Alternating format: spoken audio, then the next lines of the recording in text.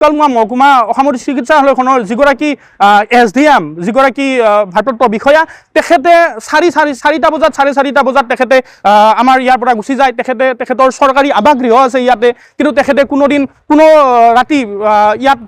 তেখেতে নিশা নাথাকে খুব এটা মানে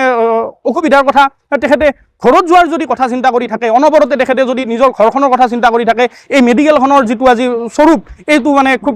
দুৰ্ভাগ্যজনক কথা এটা হৈছে আৰু আমি অসম জাতীয়তাবাদী যুৱ ছাত্ৰ পৰিষদ বৰক্ষেত্ৰী আঞ্চলিক সমিতিৰ পৰা আমি বহুদিনৰ পৰা আমি ৰাইজৰ অভিযোগ আমি পাই আহিছিলোঁ যে মেডিকেলখনৰ এনেকুৱা এটা অৱস্থা SDM জন নাথাকে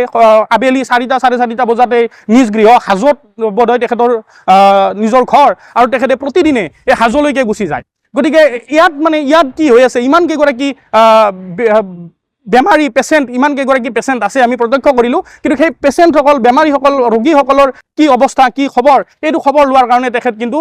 আমাৰ এই স্থানত তেখেতৰ চৰকাৰী আৱাসগৃহ আছে কিন্তু তেখেতে চৰকাৰী আৱাসগৃহ থকাৰ পিছতো তেখেতে চৰকাৰী আৱাসগৃহত নাথাকে এতিয়া ৰাতি যদি কিবা এটা অসুবিধাৰ সৃষ্টি হয় কোনোবা এটা পেচেণ্টৰ যদি কোনোবা এটা অসুবিধাৰ সৃষ্টি হয় তেতিয়াহ'লে তাৰ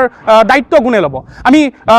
এই SDM গৰাকীক আমি আমাৰ অসম জাতীয়তাবাদী যুৱ ছাত্ৰ পৰিষদ বৰক্ষেত্ৰী আঞ্চলিক সমিতিৰ তৰফৰ পৰা আমি প্ৰত্যক্ষভাৱে প্ৰশ্ন কৰিব বিচাৰিছোঁ আপোনাৰ দায়িত্বত থকা এই হস্পিটেলখনত আপোনাৰ চিকিৎসাধীন হৈ থকা কোনো এগৰাকী ৰোগীৰ যদি এই আপুনি নিশা আপুনি নথকা সময়ছোৱাত যদি কিবা এটা অসুবিধাৰ সৃষ্টি হয় তেতিয়াহ'লে তাৰ দায়িত্ব আপুনি মূৰ পাতি ল'বনে আমি এই ক্ষেত্ৰত আমি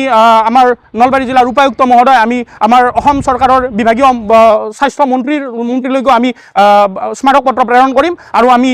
ভৱিষ্যতে আমি SDM গৰাকীক আমি সকীয়াই দিছোঁ আৰু নহ'লে আমি কিন্তু অসম জাতীয়তাবাদী যুৱ ছাত্ৰ পৰিষদে ইয়াতকৈও আমি কঠোৰ হ'বলৈ আমি বাধ্য হ'ম নাই একেবাৰে অৱস্থা নাই মইতো ভাবোঁ এতিয়া আমাৰ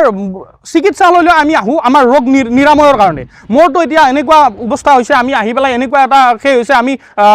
ইয়াত ৰোগ নিৰাময়ৰ কাৰণে আহিছোঁ নে ৰোগ সৃষ্টিৰ কাৰণে আহিছোঁ এনেকুৱা লাগিছে আমাৰ লেট্ৰিন বাথৰুম আমি প্ৰত্যক্ষ কৰিছোঁ লেট্ৰিনত কোনোবাই ফ্লাছ দিয়া নাই পিকেৰে ভৰ্তি হৈ আছে গোটেই হস্পিটেলখন ইয়াৰ বাবে ৰাইজক সচেতন হ'ব লাগিব কিন্তু তাতকৈও বেছি আমাৰ ইয়াৰ দায়িত্বত থকা SDM গৰাকী আৰু দায়িত্বত থকা বিষয়া কৰ্মচাৰীসকলে অতিকৈ বেছি সাৱধান হ'ব লাগিব গুৰুত্ব দিব লাগিব অন্যথা যথেষ্ট ইয়াত ৰোগ নিৰাময়ৰ ঠাইত ৰোগ যেন আৰু বাঢ়িবহে হয় আমি বৰ্তমান উপস্থিত আছোঁ আমাৰ মুকালমুৱা মহকুমা অসামৰিক চিকিৎসালয়ত আৰু মুকালমুৱা মহকুমা অসামৰিক চিকিৎসালয়খন আমাৰ এই বৰক্ষেত্ৰী অঞ্চলৰ মুকালমুৱা অঞ্চলৰ বৃহত্তৰ অঞ্চল এটা সামৰি আমাৰ এইখন একমাত্ৰ এখন চিকিৎসালয় কিন্তু আমি এই মানে কি